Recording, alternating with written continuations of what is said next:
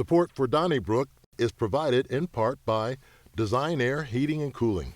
Well, if you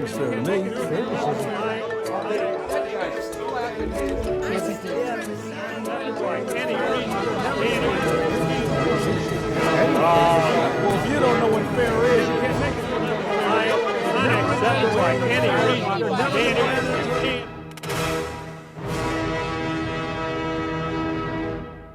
Donnybrook is made possible by the support of the Betsy and Thomas Patterson Foundation and the members of 9PBS. Hi, how you doing? Alvin, Reid sitting in for Charlie Brennan tonight on Donnybrook. And just, we all need to take a moment and remember that it is September the 11th. And I think we all can stop and remember where we were and all the things that happened that day and the days beyond that. And one of the things I do remember was how we came together as a country, and we were indeed one. And on this day, maybe we could all just stop and think, I would like to at least feel as though we could all be one again. And with that, we'll head right on into Donnybrook.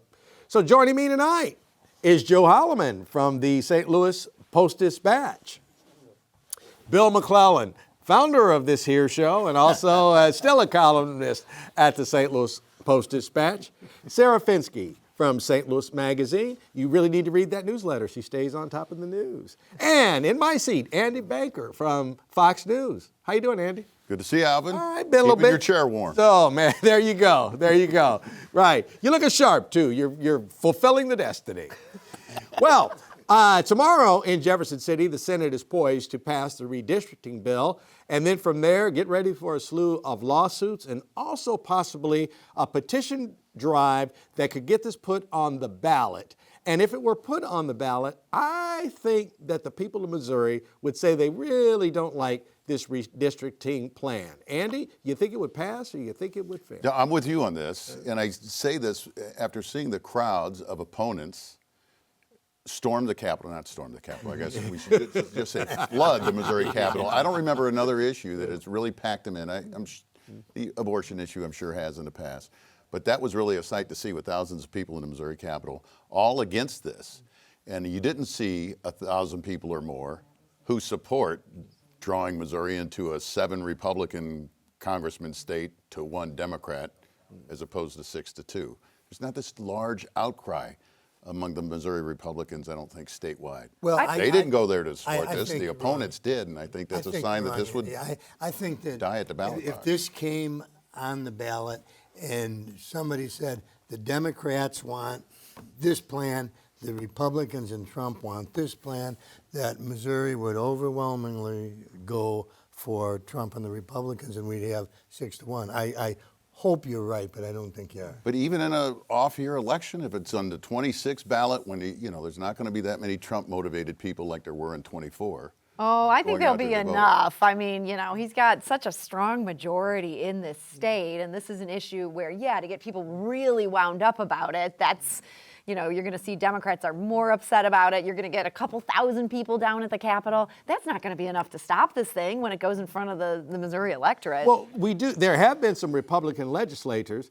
in the House especially who have said, like, the people that elect me aren't really for this, but I'm going to do it anyway. The Speaker of the House voted against it. Right. That was because he said he didn't think it would. He said he didn't think it would pass. He said this is going to come to a vote, and I don't think it'll pass. I agree with Bill and Sarah. I think that they would do the 7-1 redistricting, but I don't think it has anything to do with the issue of redistricting. It has to do with red versus blue, and that's what I find. So many of these issues are never about the actual worth of the issue at hand. It's what side has embraced what side. And I think when it comes down to this state, we're a solid 60%, even more possibly, Republican state. That's why I think it would fail, because I don't think any more people actually look at, well, what is this issue? I think they look at, is it Democrat? Then I'm voting against it. Or is it Republican? Then the Democrats vote against it. We had Democrats voting against the National Defense Bill, which basically pays your troops. I get it, but those are the things that normally, before the last 10 or so years, used to sail through Congress. That everybody thought, well, we got to pay our servicemen and women to do their job. But now it's not about that anymore. Every vote is a partisan vote. Well, go ahead. That's lawmakers. That's elected people casting those votes. If it comes down to a vote of the people, deciding the issue. I just don't see. Russ Carnahan, the chairman of the Missouri Democratic Party, just said they have other issues on their minds: voters, the economy, crime, whatever, taxes, you name it. One of them is not, boy, I hope we can make it a 7-1 red state as opposed to 6-2. I think we're looking at a state where all of your statewide officials are Republican, 6 out of 8 congressmen, both your senators. I just don't think it would stand. When I say don't stand a chance, I'm not saying it would be 70% in favor of the redistricting, but I don't think it would win. I think they would go with the 7-1. I can just see the commercials. It would be like, liberal Democrats want to stop this plan that President Trump has supported. Like, I mean, that's gonna. They want to control the House so they can impeach Trump. Exactly. But the liberal Democrats might run some ads too, saying Republicans want to put Kansas City in the same district as Furman, Missouri. There almost. you go. Exactly. You know. Also, the Republican Party definitely stood against minimum wage raise and health care if your business is only so low, and those passed overwhelmingly. So obviously some Republicans, once in that booth, voted in favor of those issues. It could happen again, I think.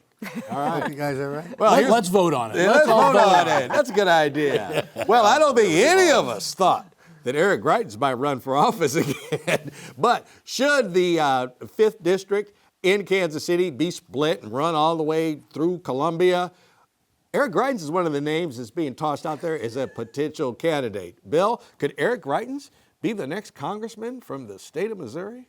Well, I'm wrong a lot, but I don't think there's a chance that Eric Greitens could win, and I don't think there's much of a chance that Eric Greitens would put himself out there. I mean, I think that his days as a public official in Missouri are probably over. And gee, the guy's written books, and he has such a resume and credentials. I think he should not want to be in public office, though. I think when he ran for the U.S. Senate against Eric Schmidt and finished 3rd behind Vicky Hartzler showed that, can he get some votes because of name recognition or people having fun or people who truly believe in him? But he finished 3rd in a statewide vote. Eric Schmidt swamped the field, but Vicky Hartzler, who's unknown pretty much on this side of the state, finished in 2nd place. And I think there's just too many other Republicans. It seems to me that the Republicans, along with Greitens, which almost seems to be, let's throw his name in to get some attention and clicks on stories. So let's mention him, but they're talking Curtis Gregory, state senator, former captain of the Mizzou football team. You're talking Katie Ashcroft with the Ashcroft.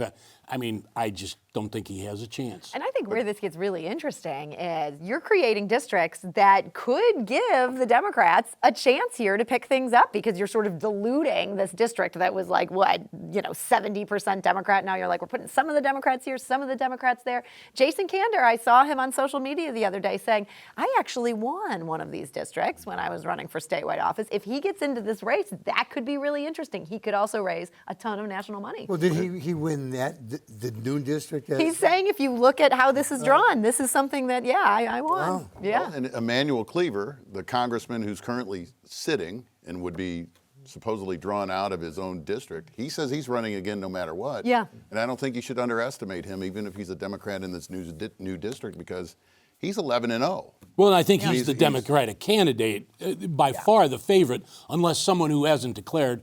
There's 2 gentlemen, Hartzell Gray and Jordan Herrera, who have declared. Good luck to them. I mean, they don't have a big history in politics. So I would think that Emmanuel Cleaver is the smart money bet to be the Democratic nominee. And the only way they win is if Eric Greitens is the Republican. Well, you brought up when Greitens and Schmidt were running against each other in the Republican primary for the Senate race.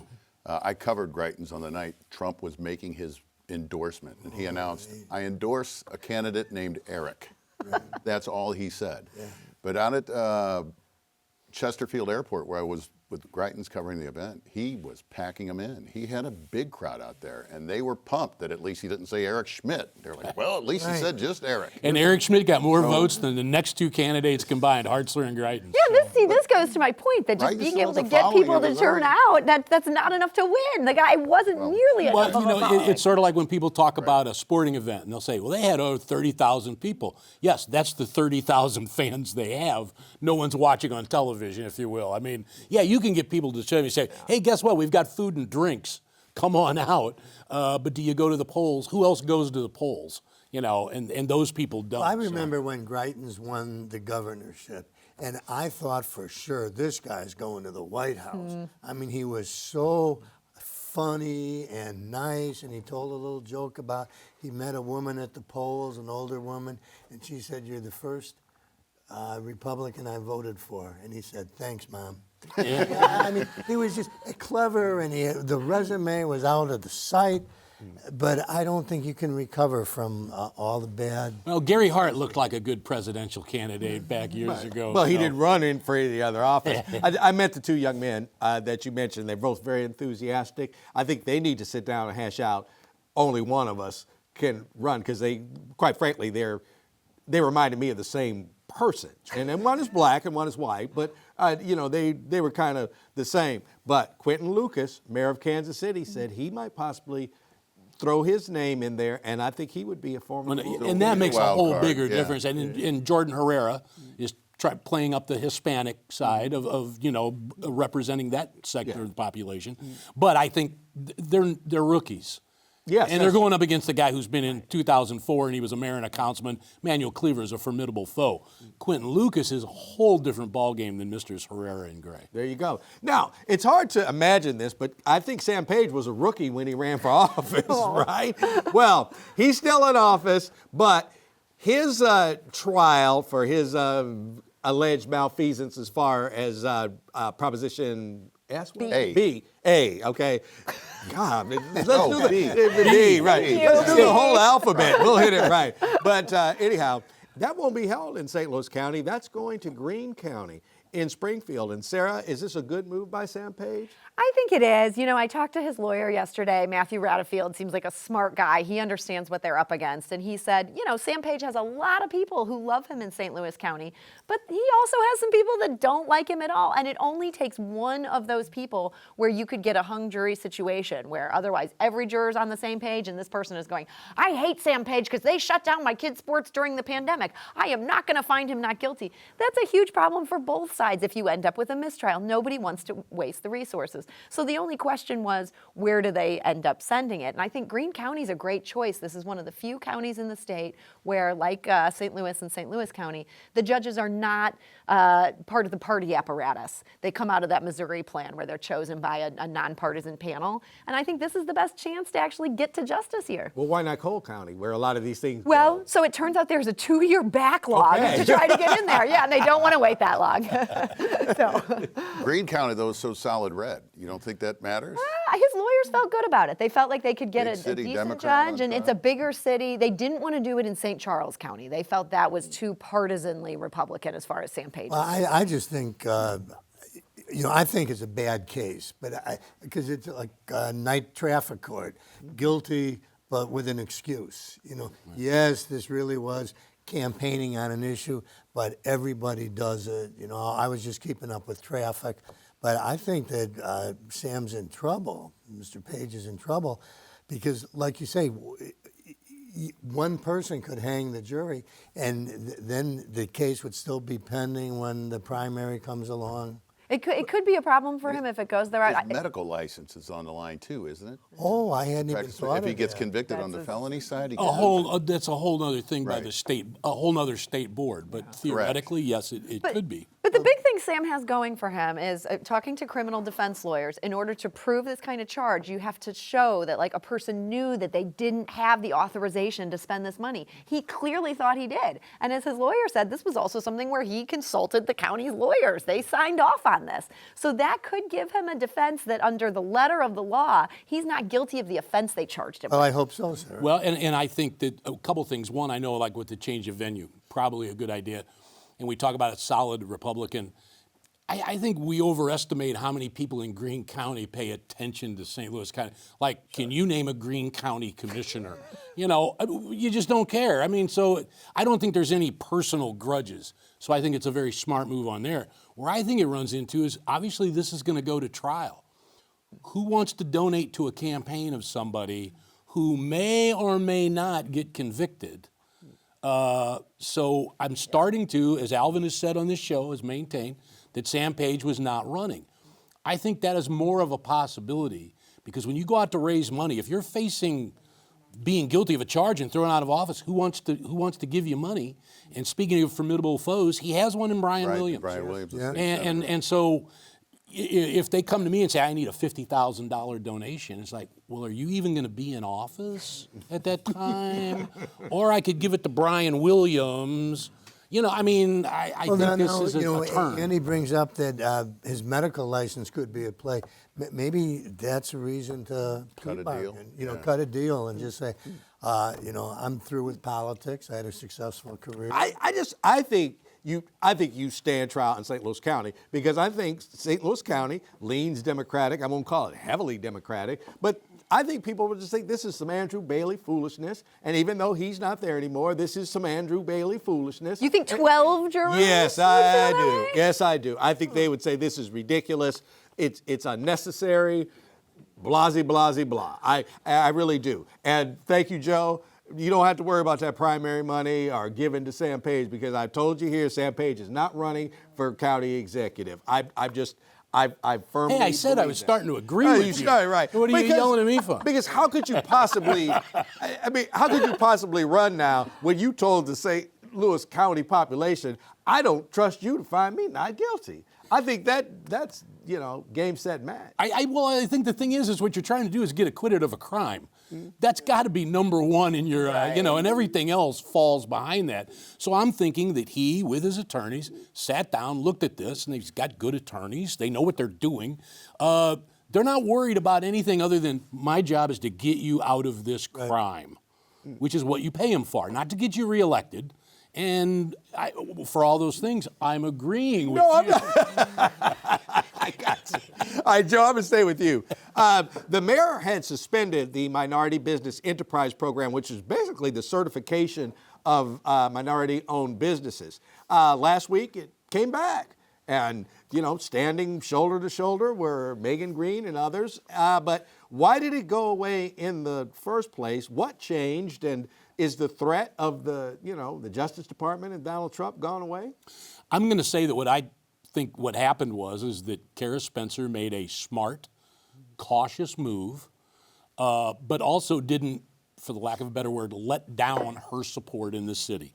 You had a bill that she firmly believed the language of it was too much of the diversity, equity, inclusion that could cause problems. They need money to clean up the tornado. They need it from the federal government.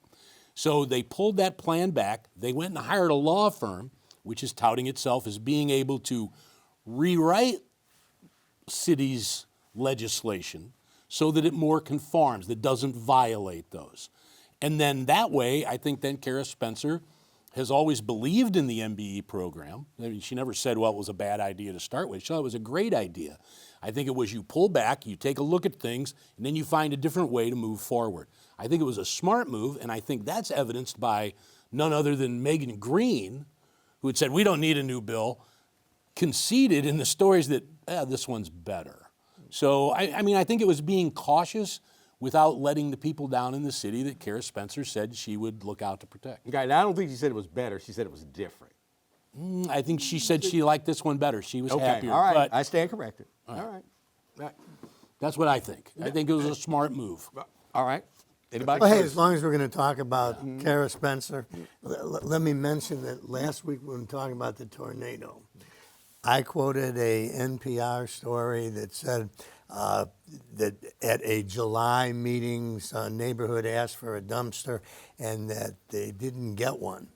And I got a call from Rasmus Schmidt-Jorgensen, who works for the mayor, who said, Mr. McClellan, we gave them 3 dumpsters. The story was wrong. And I said, Rasmus, I will mention that on the air, so consider that. All right, dumpstergate. I think the mayor was under such heavy pressure from her left flank, if you want to call it that. Because if you're a progressive mayor, even if you're kind of pulling to the center, even if you have a tornado hit your town and you're going to need federal dollars, you can't dismantle the minority and women-owned business program. So she had to come back with something. I mean, she had an excuse because the feds are saying, hey, you have any form of DEI, we might cut your federal funding. Okay, but she still came back with it. So She came back with it. All right, so isn't there the threat that we could lose the tornado money Well, and be sued by the Justice I mean, there's always a threat. You know, I think President Trump is behaving somewhat erratically. If people aren't on his side, he'll just yank their funding. I mean, who thought Harvard could be in jeopardy? From talking to lawyers who do constitutional law, they said, yeah, there is a way that you can thread this needle, but you have to be so careful in how you do it, and you also want to fly under the radar enough that Trump is like, I'm going to focus on Chicago today, and you don't become the next target. And the hope is St. Louis has pulled that off. Okay, I think that's got to be it, because I don't think I don't think there's any attorney out there in the United States of America who knows what's going to fly under the radar of this White House, because I think it's all or nothing with them, really. Like, their policy is zero DEI, nothing. Like, you don't give preferential treatment to any black-owned company or any female-owned company. But the U.S. Supreme Court has said that you can, and so they're kind of, they've made themselves judge, jury, and executioner here. That's not really how this does work or should work. I think St. Louis also knows it can't afford a fight to go all the way up to the Supreme Court. Right. We don't want to be the test case. Somebody else will be the test case on this. Well, you talk about threading the needle. I also think in a way that Mayor Spencer is also kind of tiptoeing through a minefield. Yes. You need the federal money, period. There's no arguing of that. So you need that help. You are also for MBE programs. So you take it away for a bit, sort of redo it, but she's going to get, and I'm sure she's finding out that this job is wonderful in that you will always be criticized no matter what you do. So you're criticized for taking it away. Now people are going, well, now you're bringing it back. You're putting us in danger. So lose, lose, win, win. I just think it was a smart, prudent move for her, and we'll see where it goes. Now, how it pays off, nobody here at this table knows, and nobody in the city probably knows. Okay, you mentioned the tornado, Joe, and the tornado funding. The mayor has put together, she said she was going to put together a committee of 30-plus civic leaders to discuss what to do. But now she's going to have 5 committees based kind of in sectors of where the tornado struck with the average citizen. You come and say what they would like to see. I just think that it's asking too much, and people are going to ask for pie in the sky. Do you think this could possibly work, Sarah? I actually think it could, and I think it's a really good thing to do. I defended the last committee. I like this one even more because you need sort of the eyes and ears on the ground. There are, sort of block by block problems here. Some things are so different if you just happened to cross the street. And so to say, hey, we want to have our finger on the pulse of this particular quadrant. What are the issues you guys are dealing with? Great idea to assemble that committee. I think it's almost a surrender that we're just not going to get it done.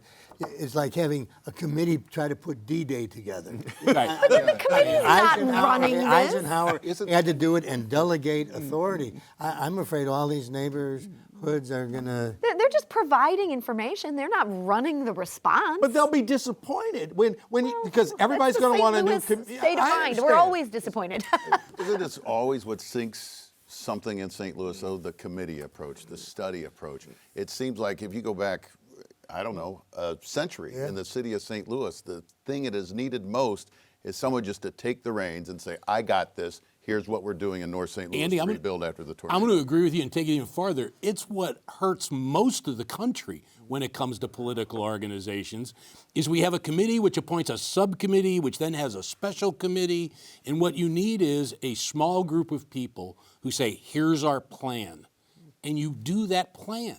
Because otherwise, all you're doing here is you come up with a thing, they're going to want a new track, a new swimming pool. Nobody's going to say, fix all our roads, pick up all our garbage, because that's not, no committee's coming out there to come up with boring ideas. And pretty soon you're going to have committees with who can have the best, most innovative, most progressive idea. At the end of the day, there's 14 aldermen and there's a mayor. Come up with a plan yourselves. Okay, because I was going to say it's going to be, the common thing is going to be community center. We want a new community center, which has nothing to do, technically, with the rebuilding of a neighborhood after the tornado. And I think we're going to skip past fixing the structures that are down and the trees getting carted away. And I think you're wrong. I think the people in these neighborhoods are saying, clear away the debris, help us rebuild these neighborhoods. And I think you do see a small group of people at City Hall who are tasked with trying to help this recovery. One of them is a former military colonel. You have people in charge. What this is saying, okay, what are the conditions on the ground and how can we help you? Well, but you're already saying they're telling the city what they want. So do it. But What do we need it's the like, committee okay, for? what is the issue here on this block? What is the major concern that we have to deal with here? That's what this is about. Okay, Do it well, quick. all right, crime and schools. So now that'll be like, I want our schools to work better. Well, wait, time out. That's not what we're here to discuss. Well, I want 400 crime. more cops. No, I was just going to say, oh, yeah, I do want 100 more cops. Right. Police officers. I don't like to call them Yeah. police officers cops. Sorry about that. So I think, I don't know. I just think it'll create more confusion. And I am not for like City Hall just dispatching, this is exactly what's going to do it, this is exactly how we're going to do it. But technically, isn't that the mayor's job? It sounds like you're saying you want City Hall to operate that way. That to me makes no sense. Well, Not actually, only confusion, but delay. Delay. Wait. Right? Okay, but what happened? The We point need to is see something tomorrow. 14 people get elected by the people in their neighborhoods. If those people don't like the job those people do, you get new people. If you don't like the job the mayor is doing, you get new people. There's a role for citizens in government. It's crucial. That is to elect people who are going to represent your interests. I always find this amazing is when an alderman, especially when it came to the Rams money and that, where the aldermen have to ask the people in their neighborhood what they want. Yeah. That's your job to know what they want. Well, you can ask them. You don't have to have a committee. Ask the people. Sure. Okay. All right. Got to wrap this boy up. You can write to us at Donnybrook, care of 9 PBS, 3655 Olive Street, St. Louis, Missouri, 63108. Send us an email to donnybrook@9pbs.org or a tweet to hashtag DonnybrookSTL. Give us a call at 314-512-9094. And you can check us out on the podcast of your favorite choice. We are right there. We're coming back with Last Call. We're going to talk about 7 Brew and long lines in Brentwood possibly, sheriffs in uniform testifying, and if you hit that $1 billion, what would you do with it? Thank you for sitting in, Andy Baker. Thanks for having me. Always And I great. want to tell you, you were a hit on Reddit. Sarah Fenske saying what just a marvel you are on this show, and we need 2 more of you. I disagreed with that, but anyway, my daughter pointed that out to me. So thank you guys for watching. We'll see you on Last Call. Donnybrook is made possible by the support of the Betsy and Thomas Patterson Foundation and the members of 9 PBS.